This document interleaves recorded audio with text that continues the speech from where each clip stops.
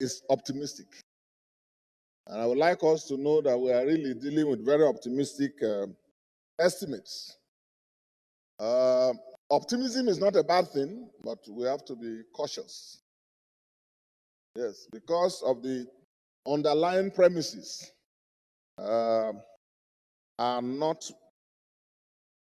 very factually correct as we speak. For example, premise of producing 2 million barrels or even over.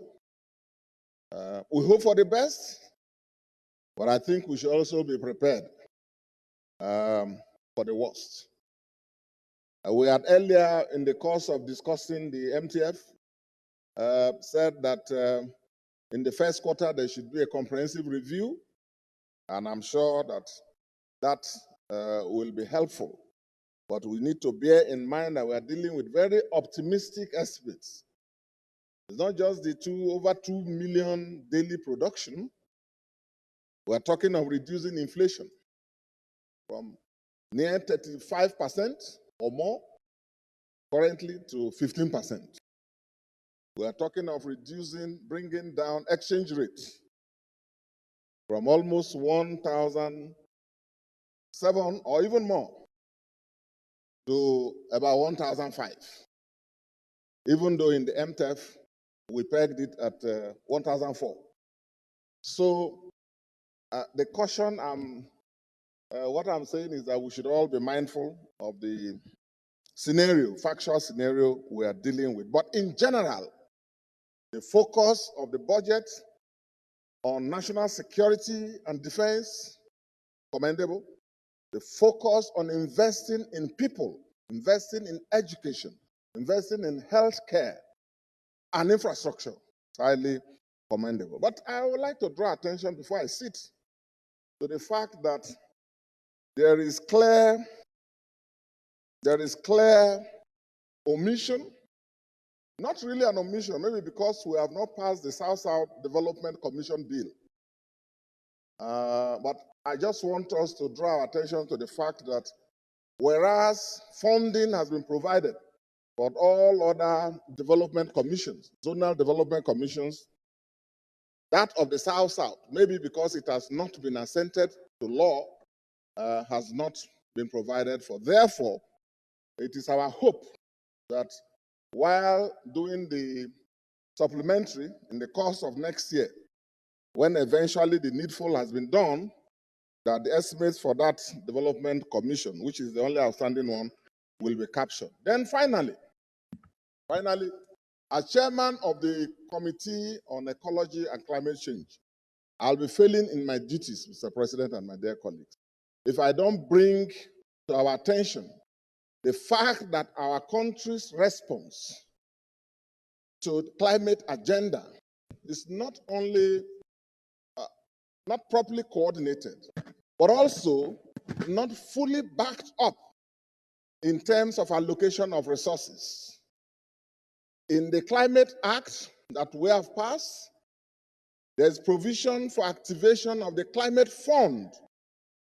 And I believe that this budget is an opportunity for the executive arm, for the president who is chairman of the commission, of the council, Nigeria Climate Council, to properly activate the provisions of the act by allocating money and by convening the National Climate Council, of which he is chairman, so that we can signal to the rest of the world the seriousness of our country. Your time is off, Senator Dickson.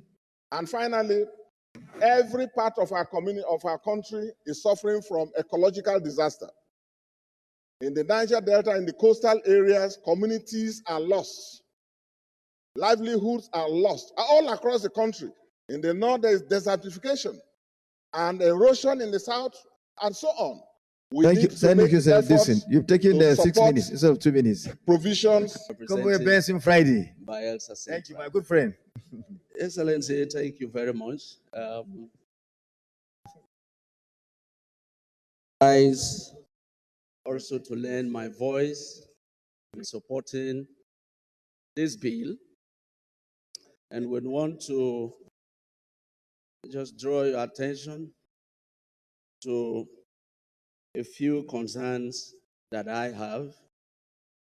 Although I know we don't have much time on our side, but I want to commend the government for all the drive that it has taken, particularly on the area of security. In my region, as all of us are aware, there had been a lot of insecurity here and there. But today, the question is not the same as it was. And the drive to pacify stakeholders and those vulnerable people has also been a very remarkable one. However, I want to point that drive also have brought a lot of improvement, particularly on the area of revenue generation.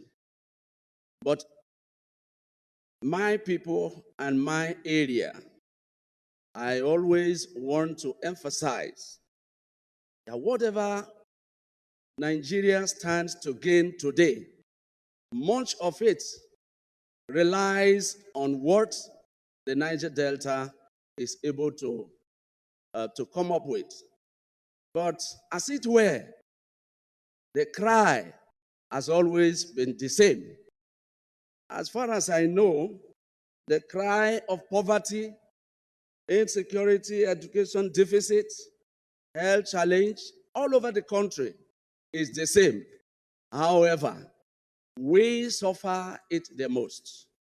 And I want this budget to address these issues very frontally, Mr. President, very frontally. And in doing that, we'll be very happy. Senator Kobonwe, your time is off. Yes, even though I'm my friend, I can't help it. Thank you very much, Mr. President. Thank you, Senator Kobonwe. You've spoken very well. I support you so well, and I support the bill, and we want to pray that in implementation, because right now, as we stand, as we speak, in the whole of Bayelsa, I cannot point to one particular project, remarkable federal project that is going on, apart from this constituency project. Solar light is not an issue that anybody should be relying or depending on.